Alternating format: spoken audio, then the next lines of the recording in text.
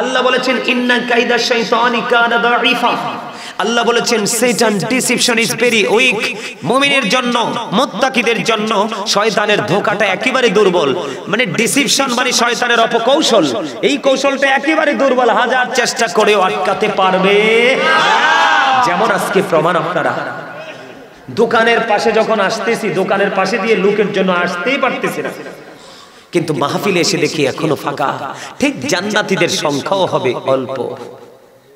মসজিদে মুসল্লি কম হলে টেনশন করার দরকার নেই, মাহফিলে উপস্থিতি কম হলে টেনশন করার দরকার নেই।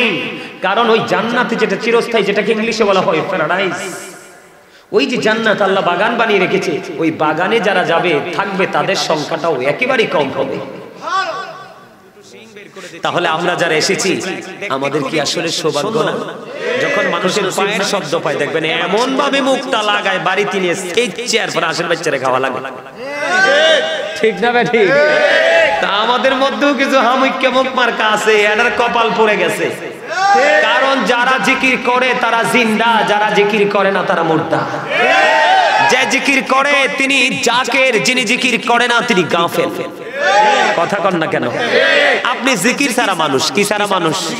জিকির ছাড়া মানুষ। পৃথিবীর সবাই যদিও আপনাকে জিন্দা মনে করে, কিন্তু আল্লাহ আল্লাহ রাসূলের দৃষ্টিকোণ থেকে, কোরআন হাদিসের দৃষ্টিকোণ থেকে আল্লাহ কয় এটা শুধু ফর্মালিটি বাকি আছে, তো আগেই মারা গেছে। কথা কয় না? এই মেয়ে হাসেন না কেন? না হাসলে হার্টের রোগী, হার্ট অ্যাটাক করে মরবেন। কি যেই মানুষ সবসময় হাসি খুশি থাকে, ফ্রি থাকে, মুডটা সবসময় ফ্রি থাকে, এই মানুষের জীবন দেখবেন খুব সুন্দর। আর যেটা দেখবেন সবসময় হুতুম পেঁচার মতো গাল একটা বাঁকা করে রাখে, হঠাৎ করে একদিন শুনবে এটা নাই, কই কি হইছে? কই স্পট ডেড। কই কি কইলি? কই স্পট ডেড। কারে বুঝছি তো স্পট ডেড হইছে, বুঝা লাইছি। কি হইছে? কই হার্ট অ্যাটাক করছে। তো হার্ট অ্যাটাক করব না, সারাক্ষণ মুখ ভার করে রাখে, প্রেসার তো হার্টেই আসে। কথা কর না কেন? যখন বের হবেন একজনকে সালাম দিয়ে দিবেন, ভাই তুমি কেমন আছো? ভালো আছো নি? বাসার সবাই কেমন আছে? বাচ্চা কাচ্চা কেমন আছে? দেখবেন ওনার মনও ভালো, আপনার মনও ভালো। হাড়ের কাছে যাইব নি প্রেসার? কথা কয় না? আপনাদের কাছে একটা পুরানো ওয়াজ করতে হবে আজকে আমার, বুঝছেন? কি ওয়াজ? পুরনো একটা ওয়াজ করব, ছোট্ট একটা টপিক। আপনারা আমাকে আগে থেকেই চিনেন, আমি কেমন মানুষ সেটাও তো জানেন। জানেন তো? অনলাইনে আলোচনা শোনেননি কেউ? অনলাইন মানে ইউটিউব, নেটে শোনেন কেউ? আছে? কে কে আছেন? হাত তোলেন তো দেখি কয়জন আছে। ওমর খুদা হইয়া ব্যাকি দি মরলো। আরে মিয়া, আপনারা যে একটু ভার করে আছেন, এই জন্য আপনাদেরকে হাসায় টাসা একটু পাতলা করতে চাইতেছি। আপনারা তো এই বরিশালে এক লাইন কইছি, এরপরও হাসেন না। আমার দিকে তাকান। আমি কি বলি শুনেন। আসলে আমরা যে মানুষ, একদম সিরিয়াসলি বলছি, আমরা যে মানুষ, এই যে মাথা থেকে পা পর্যন্ত এটাই তো মানুষ। আসলে এটা তো আসল মানুষ নয়, এটা কিন্তু কোনো পাওয়ার নাই, এটা একেবারে 100% পাওয়ারলেস। এটা কি 100% পাওয়ারলেস? আমি আপনাদেরকে বলি কিভাবে। এটা হলো একটা মানুষ, মাথা থেকে পা পর্যন্ত বডি স্ট্রাকচারটা।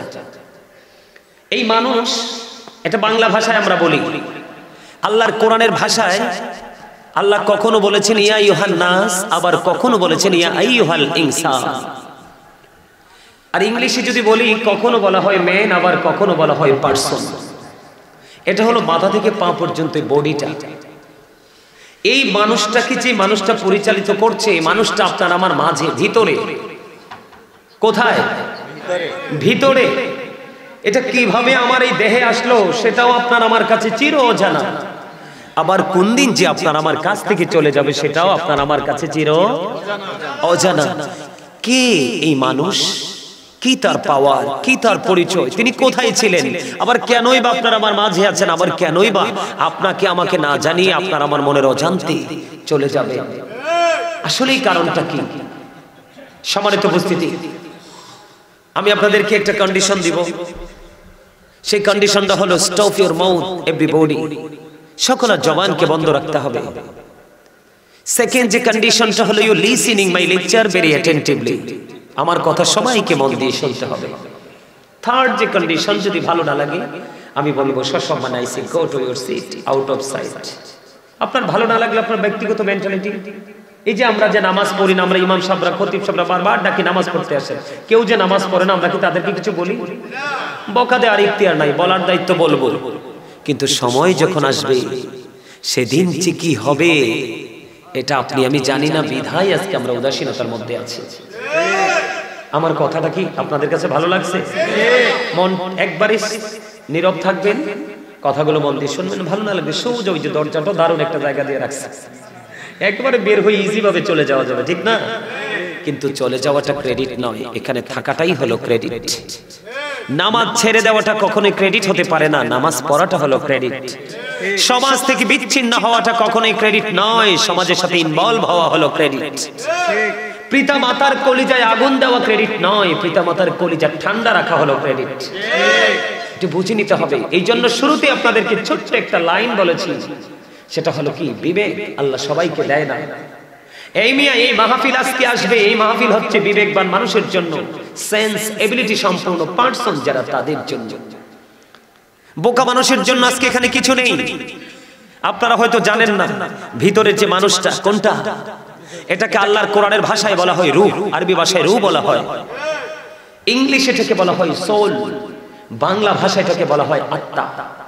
আল্লাহ বলেছেন, say the soul is the order of my Lord, ওলি রূহু মিন আমরি রব্বি, first tense, present tense, future tense, অতীত বর্তমান ভবিষ্যৎ।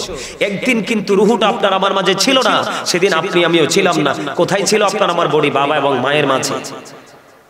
কথা কয় না? যেদিন বাবা মায়ের মাধ্যমে মায়ের ওদরে আপনার বডি তৈরি হলো, সেদিনই কিন্তু রূহটার ট্রানজাকশন হয়ে গেল। আপনি আমি মায়ের ওদর থেকে মায়ের কলিজা ছিঁড়ে পৃথিবীতে এসেছি।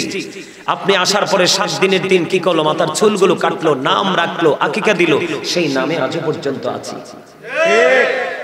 একদিন হঠাৎ করে আপনার আমার মধ্য থেকে এই অচিন পাখি, রূহ নামক পাখি চলে যাবে। সেদিন কিন্তু I am a dead, you are dead, আপনি আমি আমরা সবাই মৃত। সেদিন ঠিকানা কোথায়? কথা বলে না, কবর। কোথায়? কবর সম্পর্কে কতটুকু জানেন? কিচ্ছু জানেন না। জানেন না বিধায় আমি ফিরে আসবো আবার এখান থেকে একটু আলোচনা করব। জানেন না বিধায় কিন্তু আজকে আপনার আমরা মুসলমানদের এই অবনতি। আপনি দেখবেন হিন্দু, খ্রিস্টান, বৌদ্ধ, ইহুদি, নাসারা, তারা যখন তাদের ধর্মীয় চর্চা করে, যদিও তাদের ধর্মের কোনো ভিত্তি নেই, এই ধর্মটাকে ক্রিয়েট করেছে শয়তান। কে? Satan is the eternal enemy of the believers. ঈমানদারদের প্রকাশ্য শত্রু হলো শয়তান। কার? কিন্তু মুমিন যারা, মুত্তাকি যারা, আল্লাহ রাব্বুল আলামিন তাদের জন্য দিয়েছেন গুড নিউজ। গুড নিউজটা কেমন? আল্লাহ বলেছেন, ইন্না কাইদা শাইতানি কানা দাঈফা। আল্লাহ বলেছেন, শয়তান ডিসিপশন ইজ ভেরি উইক। মুমিনের জন্য, মুত্তাকিদের জন্য শয়তানের ধোঁকাটা একেবারে দুর্বল। মানে ডিসিপশন মানে শয়তানের অপকৌশল, এই কৌশলটা একেবারে দুর্বল, হাজার চেষ্টা করেও আটকাতে পারবে না। যেমন আজকে প্রমাণ, আপনারা দোকানের পাশে যখন আসতেছি, দোকানের পাশে দিয়ে লোকের জন্য আসতেই পারতেছি না, কিন্তু মাহফিলে এসে দেখি এখনো ফাঁকা। ঠিক জান্নাতীদের সংখ্যাও হবে অল্প। মসজিদে মুসল্লি কম হলে টেনশন করার দরকার নেই, মাহফিলে উপস্থিতি কম হলে টেনশন করার দরকার নেই। কারণ ওই জান্নাতে যেটা চিরস্থায়ী, যেটাকে ইংলিশে বলা হয় প্যারাডাইস, ওই যে জান্নাত আল্লাহ বাগান বানিয়ে রেখেছে, ওই বাগানে যারা যাবে থাকবে তাদের সংখ্যাটাও একেবারেই কম হবে।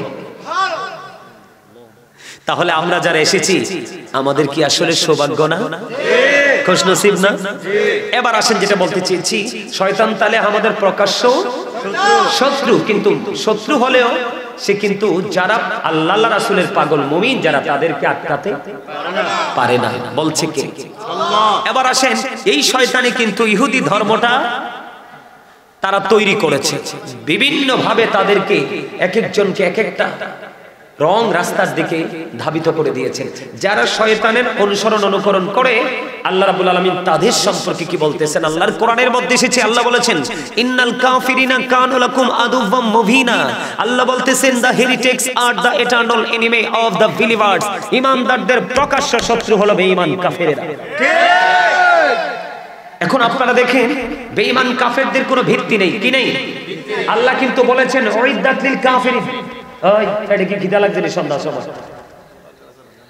আচ্ছা হন করছে না